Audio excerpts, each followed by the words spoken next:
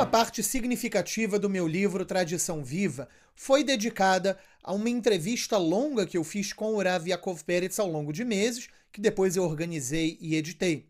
Nessas entrevistas eu falo sobre diversos assuntos. Eu falo sobre Alahá, muito da entrevista é sobre Alahá. Eu falo um pouco sobre história, sobre a história do Rav Peretz, sobre a biografia do Rav Peretz, e falo bastante sobre educação, sobre métodos de estudo. Então aqui vai um pequeno trecho das respostas do Rav Peretz sobre a seguinte questão, que é: quais seriam os assuntos mais importantes de Torá para a pessoa estudar? Em particular, a pessoa que está no início da jornada dela de estudo. Então, quais seriam os dois assuntos mais importantes? E o Rav Peretz diz o seguinte: em primeiro lugar, Tanar; em segundo lugar, Alahá. Tanar e Alahá prática. Então, vamos entender o porquê. Tanar, o que há no Tanar? Há a história do nosso povo, há a relação entre o nosso povo e Deus ao longo de toda essa história.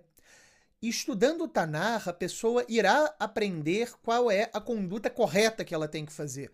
Conduta correta com relação a Deus, a conduta correta com relação ao próximo, com relação aos outros judeus, conduta correta com relação aos outros povos que não necessariamente estão tão próximos assim, mas também são criações de Deus e também há uma interação. Então o Tanar nos ensina isso.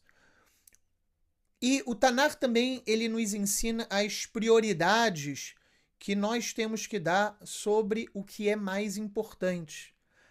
E a gente pode até mesmo dizer, olha, o Tanar ele é um guia geral para a vida. Só que, como todo guia geral, como toda regra geral, ela é, por natureza, ela é algo geral. E é necessário uma aplicação prática, um entendimento de como aplicar isso de uma maneira concreta. E aí nós temos Alahá.